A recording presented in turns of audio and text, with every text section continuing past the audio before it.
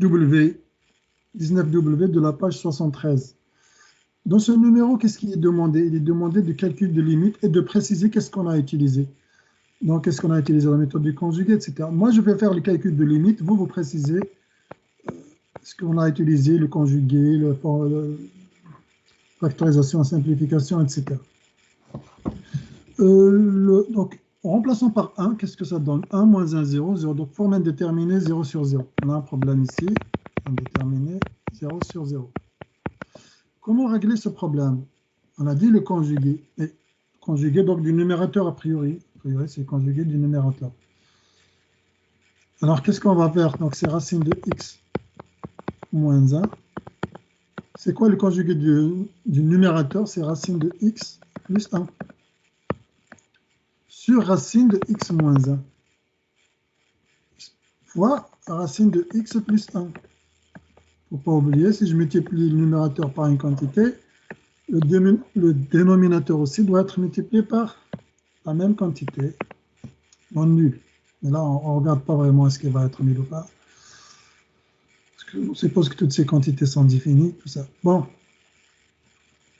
Le numérateur, on a dit quand on multiplie par son conjugué, on obtient une différence de carré. A moins B fois A plus B. Donc on obtient racine de x au carré moins 1 au carré, en quelque sorte. Voilà, j'ai détaillé, mais on aurait pu écrire directement moins 1 fois racine de x plus 1. J'espère que cette étape est claire. Toujours le mot limite, il doit se répéter jusqu'à la dernière minute. Si vous l'oubliez, il faut revenir le prendre.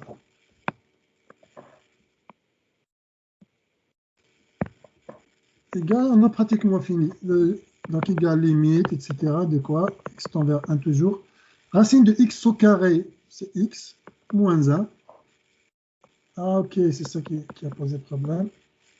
Fois racine de x plus 1. Ok. Maintenant, qu'est-ce qu'on en marque? Le x moins 1. X moins 1, on peut l'écrire, c'est racine de x moins 1 fois racine de x moins 1.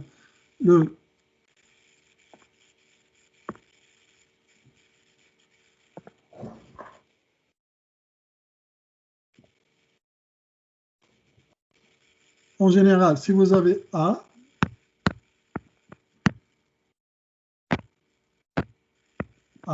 vous pouvez l'écrire, c'est racine de A fois racine de A, à condition que A soit strictement positif, sinon ça n'a pas de sens. Sinon la racine ne va même pas être définie. Okay? Mais on peut l'écrire comme ça. Ici, qu'est-ce qu'on a? On a x moins 1. Donc, a priori, je pourrais l'écrire x moins 1, c'est racine de x moins 1 fois racine de x moins 1, à condition que x moins 1 soit positif, comme on a dit ici. Sauf que là, je ne vais pas me poser la question s'il est positif. Pourquoi? Parce qu'il y a déjà racine x moins 1 dans mon expression. Il était déjà là. S'il n'est même pas positif, on n'en parle plus de ce numéro. Ça n'aura même pas un sens. OK? Donc, on suppose que racine de x moins 1 est positif. Il était déjà dans ma fonction racine de x moins 1. Donc, je pourrais le faire encore ressortir, ça ne pose aucun problème. Donc, je ne vais pas me poser la question ici. Je vais me poser la question quand même. Mais sauf que je vois que mon problème, il est réglé. Mon x moins 1, il est forcément positif. Parce que j'ai déjà racine de x moins 1 dans ma fonction. En gros, on va avoir la limite racine de x moins 1 fois racine de x moins 1 sur racine de x moins 1 fois racine de x plus 1, c'est ça? Plus 1. Qu'est-ce qu'on va simplifier? Vous voyez très bien qu'on peut simplifier x moins 1 ici. Et ça donne la limite de quoi? Toujours vous mettez x tend vers 1, ici x vers 1, etc. Racine de x moins 1 sur racine de x plus 1. Oui, c'est ça. C'est ça. Remplaçons par 1 maintenant. Est-ce que toujours on a un problème? Est-ce que toujours on a une forme indéterminée? On va voir ça. Quand je remplace par 1, ça donne racine de 1 moins 1. Ça donne 0, effectivement.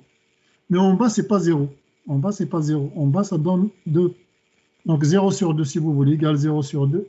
Sur 2, égale 0. Là, vous voyez, le mot limite, il n'apparaît plus. Mon x a disparu. J'ai remplacé par sa valeur. Bon, ici, voilà, j'espère que c'est clair. Mais vous pouvez remplacer, vous pouvez écrire, si vous voulez plus de détails. Ici, vous pouvez écrire racine de 1 moins 1 sur racine de 1 plus 1, etc. Et ça, c'est facile de faire le calcul mental ici. En remplaçant x par 1, on obtient 0. En bas, on obtient 2. Donc, c'est 0 sur 2 égale 0. Et le mot limite, on ne le voit plus ici, parce qu'on a déjà remplacé. Par contre, on doit le voir ici, on doit le voir ici, on doit le voir avant, jusqu'à la première expression.